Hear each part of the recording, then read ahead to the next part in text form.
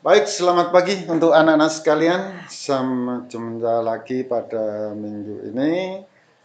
Mana sebelum kita belajar, kita panjatkan puji syukur kehadirat Tuhan Yang Maha Kuasa, yang mana pada pagi hari ini kita diberi kesehatan dan kenikmatan, dan tentunya kita diberi kesempatan untuk belajar pada pagi hari ini. Kita masuk pada minggu kedua ya.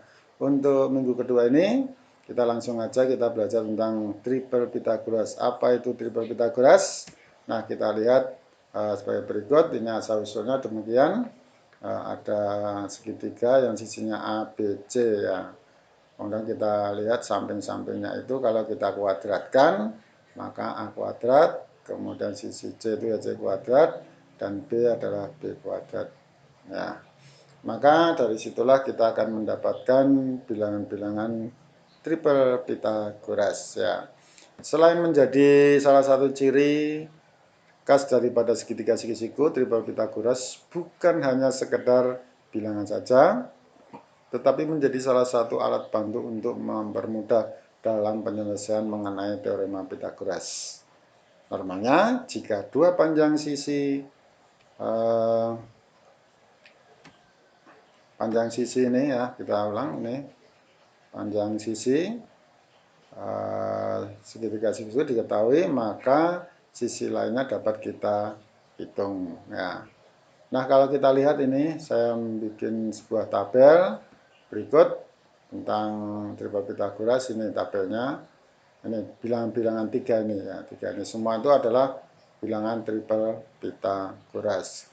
Yang merupakan sisi miring adalah bilangan yang terbesar. Kalau di sini adalah 5, kalau di sini ada 13, di sini 10, 25, dan sebagainya. Ini merupakan sisi yang paling panjang. Oke.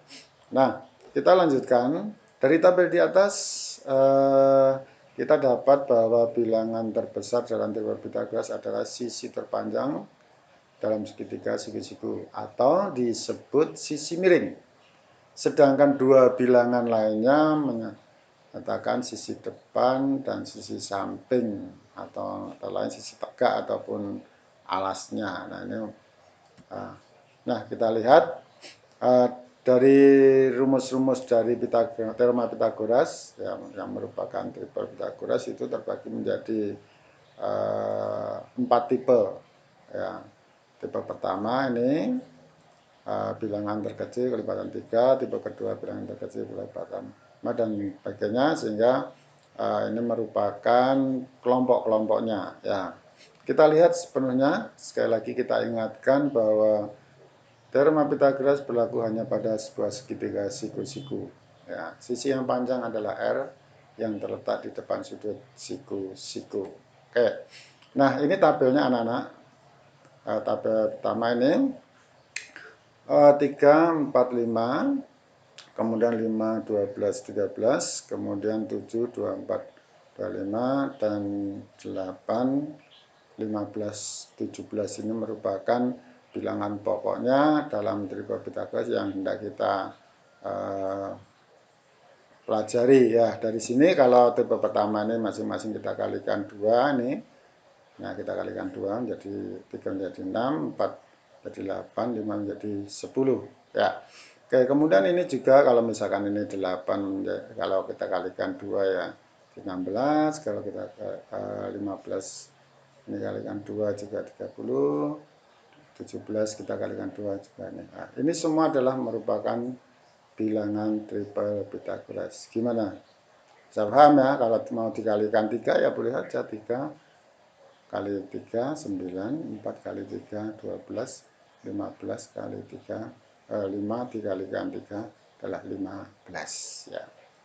Baik, itu anak-anak sekalian, kita lanjut di sini. Sekali lagi saya mengingatkan bagaimana nanti cara menentukan triple Pythagoras. Nah, dari sini anak-anak bisa melihat bahwa untuk menentukan triple Pythagoras ada pola khusus yang dapat digunakan, yaitu misalkan sisi P, Q, dan R seperti pada gambar ini ya.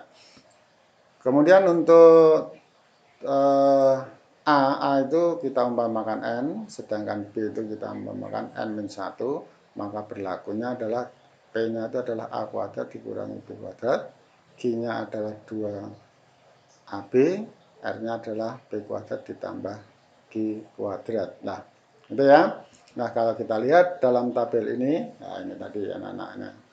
Ini A, ini P, sisi P, Q, R.